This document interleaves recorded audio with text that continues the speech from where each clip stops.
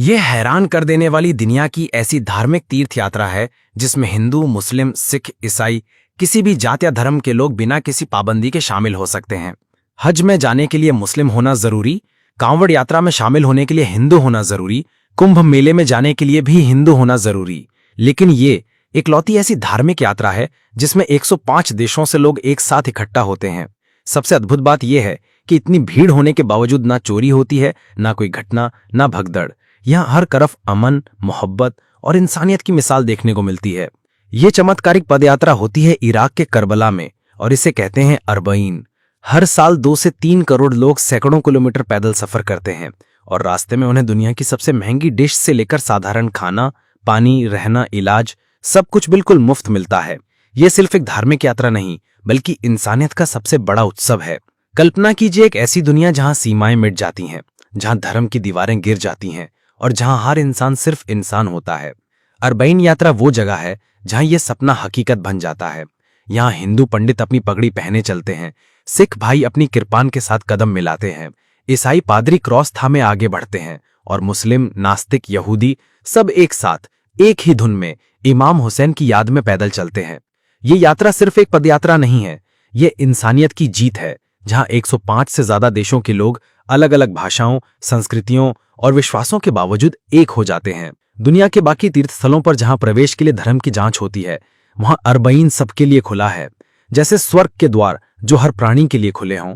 और सबसे हैरान करने वाली बात, इतनी विशाल भीड़, 2 से 3 करोड़ लोग जो अगर एक लाइन में खड़े हो जाएं तो पृथ्वी को कई बार लपेट लें, लेकिन यहां कभी चोरी नहीं होती, कभी लूट नहीं, कभी झगड़ा नहीं। जहां दुनिया की अन्य रैलियों या मेलों में हजारों की भीड़ में ही भगदड़ मच जाती है, वहां करोड़ों की भीड़ में शांति का समंदर बहता है। कोई अपना पर्स गिरा दे तो लोग उसे उठाकर लौटा देते हैं, कोई थक जाए तो अजनबी उसे कंधा दे देते हैं। ये यात्रा इंसानियत की उस ऊंचाई को छूती है जहां नफरत की कोई जगह नहीं, सिर्फ प्यार और करुणा का राज है। इराक, जो दुनिया की नजरों में युद्ध और तबाही का प्रतीक है, यहां इंसानियत का स्वर्ग बन जाता है। करबला की धरती, जहां 1400 साल पहले खून बहा था, आज मोहब्बत की नदियां बहाती है। अरबईन, 40वां दिन, इमाम हुसैन की शहादत के 40 दिन बाद, जब दुनिया भर से लोग इकट्ठा होकर उनकी याद में रोते हैं और चलते हैं। ये यात्रा सिर्फ पैदल चलना नहीं है, ये एक क्रांति है, एक आंदोलन है जो बताता है कि इंसानियत अभी जिंदा है। हर साल 2024 में तो 21 मिलियन से ज्यादा लोग शामिल हुए और 2025 में अनुमान है 25 मिलियन तक पहुंच जाएगी। ये संख्या इतनी बड़ी है कि हज, कुंभ मेला या किसी भी विश्व कप को पीछे छोड़ देती है। हज में जहां मुसलमानों को ही जाना पड़ता है, कुंभ में हिंदुओं को, लेकिन अरबईन में कोई बंधन नहीं। यहाँ ईरान से, पाकिस्तान से, भारत से, अमेरिका से, यूरोप से, अफ्रीका से, हर कोने से लोग आते हैं। कुछ 80 किलोमीटर नजफ से करबला तक पैदल चलते हैं, कुछ 500 किलोमीटर बसरा से, कुछ तो ईरान के मशहद से 2600 किलोमीटर का सफर तय करते हैं। ये पैदल यात्रा इतनी लंबी है कि पैरों में छाले पड़ जाते हैं, धूप में शरीर जल जाता है, लेकिन दिल में जो सुकून मिलता है वो दुनिया की कोई दौलत नहीं दे सकती। अब सोचिए इतने लंबे सफर में क्या होता है। रास्ते में हजारों नहीं, लाखों मवाकिब सेवा के तंबू लगे होते हैं। ये तंबू स्थानीय लोग लगाते हैं जो साल भर कमाई का बड़ा हिस्सा इसी में खर्च करते हैं। यहाँ खाना मुफ्त, पानी मुफ्त, चाय मुफ्त, शरबत मुफ्त, यहाँ तक कि दुनिया की सबसे महंगी डिशेस, बिरयानी, कबाब, तंदूरी, अरबी व्यंजन, सब मुफ्त। कोई पैसे नहीं लेता, बल्कि लोग आपको रुकने के लिए मजबूर करते हैं। खाओ भाई, पियो, आराम करो। अमीर लोग जो साल भर बिजनेस में व्यस्त रहते हैं, यहाँ सड़क पर खड़े होकर पानी पिलाते हैं, खाना परोसते हैं, गरीबों के पैर दबाते हैं। एक बार एक यात्री ने बताया कि वो थककर बैठ गया तो एक स्थानीय आदमी ने उसके जूते उतारे, पैर धोए और मालिश की। वो आदमी रो पड़ा क्योंकि ऐसी मेहमान नवाजी दुनिया में कहीं नहीं मिलती। और सिर्फ खाना ही नहीं, इलाज भी मुफ्त।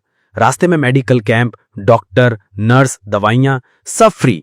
पैर में छाला पड़े तो तुरंत इलाज, बीमार हो जाएं तो दवा, यहां तक कि बड़ी सर्जरी भी अगर जरूरत हो तो मुफ्त।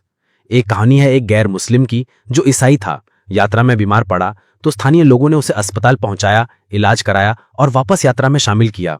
वो बोला कि मैंने कभी सोचा नहीं था कि इंसानियत इतनी जीवित है। ये यात्रा जहां इंसानियत सिखाती है, वहीं ये भी दिखाती है कि पैसा सब कुछ नहीं, सेवा और मोहब्बत सब कुछ है। अरबईन की जड़ें 1400 साल पुरानी हैं, जब 680 ईस्वी में इमाम हुसैन, पैगंबर मोहम्मद के नवासे, ने यजीद के अत्याचार के खिलाफ आवाज उठाई। करबला के मैदान में उन्होंने अपने परिवार और 72 साथियों के साथ शहादत दी। पानी तक न दिया गया, लेकिन उन्होंने झुकना नहीं सीखा। उनकी बहन जैनब ने इस कहानी को दुनिया तक पहुंचाया और आज अरबईन उस बलिदान की याद है। ये सिर्फ शोक नहीं बल्कि न्याय की पुकार है, अत्याचार के खिलाफ विद्रोह है। इमाम हुसैन की शहादत ने दुनिया को सिखाया कि सच्चाई के लिए मरना भी जीना है। और आज ये यात्रा उस संदेश को जीवित रखती है, जहां लोग पैदल चलकर कहते हैं हम हुसैन के साथ हैं। यात्रा के दौरान जो नज़ारे देखने को मिलते हैं वो चमत्कार से कम नहीं। लाखों लोग काले झंडे लेकर चलते हैं, मातम करते हैं, नौहे पढ़ते हैं। रात में ठंड, दिन में गर्मी, लेकिन कोई शिकायत नहीं। एक बार एक विकलांग व्यक्ति को देखा गया जो व्हीलचेयर पर 80 किलोमीटर का सफर तय कर रहा था और लोग उसे धक्का दे रहे थे। बच्चे पानी बांटते हैं, बूढ़े दुआएं देते हैं। यहाँ कोई अमीर गरीब नहीं, सब बराबर। एक करोड़पति गरीब को खाना परोसता है, एक मजदूर अमीर के पैर दबाता है। ये समानता की मिसाल है जहां समाज की सारी दीवारें गिर जाती हैं। और सुरक्षा, जहां दुनिया में करोड़ों की भीड़ में अराजकता मच जाती है, वहां यहां सब शांत। इराक सरकार लाखों सैनिक तैनात करती है, लेकिन असली सुरक्षा लोगों के दिलों में है। आतंकी हमलों की कोशिश हुई, लेकिन लोगों का हौसला नहीं टूटा। 2012 में बम धमाके हुए, लेकिन अगले साल और ज्यादा लोग आए। ये डर पर जीत है, नफरत पर मोहब्बत की जीत है। अरबईन बताता है कि शांति संभव है अगर दिल साफ हो। अब कुछ व्यक्तिगत कहानियां सुनिए जो इस यात्रा को और जीवंत बनाती हैं। एक कोलंबियाई महिला लिजिथ डियाज, जो मुस्लिम नहीं थी लेकिन यात्रा में शामिल हुई, वो कहती है, मैंने कभी इतनी ऊर्जा महसूस नहीं की। शरीर थकता है लेकिन आत्मा उड़ती है। एक अन्य कनीज फातिमा अलवी, जो गर्मी में चली, बोली कि गर्मी 45 डिग्री थी लेकिन दिल में ठंडक थी। एक क्रिश्चियन ग्रुप ने कहा कि हमने कभी ऐसी निस्वार्थ सेवा नहीं देखी। एक हिंदू पंडित ने बताया कि वो इमाम हुसैन के बलिदान से प्रेरित होकर आया और यहां उसे घर जैसा लगा। ये कहानियां बताती हैं कि अरबईन धर्मों की सीमाओं से परे हैं। यह मानवता का उत्सव है। 2024 की यात्रा में तो रिकॉर्ड टूट गया, 21 मिलियन लोग आए और 2025 में 25 मिलियन तक पहुंच जाएगी। ये संख्या इतनी बड़ी है कि भारत से लाखों लोग गए, तिरंगा लहराते हुए। फिलिस्तीन के समर्थन में झंडे लहराए गए, गाजा के दर्द को याद किया गया। ये यात्रा सिर्फ धार्मिक नहीं, सामाजिक और राजनीतिक भी है, जहां न्याय की बात होती है। इराक, जो युद्ध से गुजरा, यहां शांति का प्रतीक बनता है। अरबईन हमें सिखाता है कि दुनिया में अभी अच्छा ही बाकी है।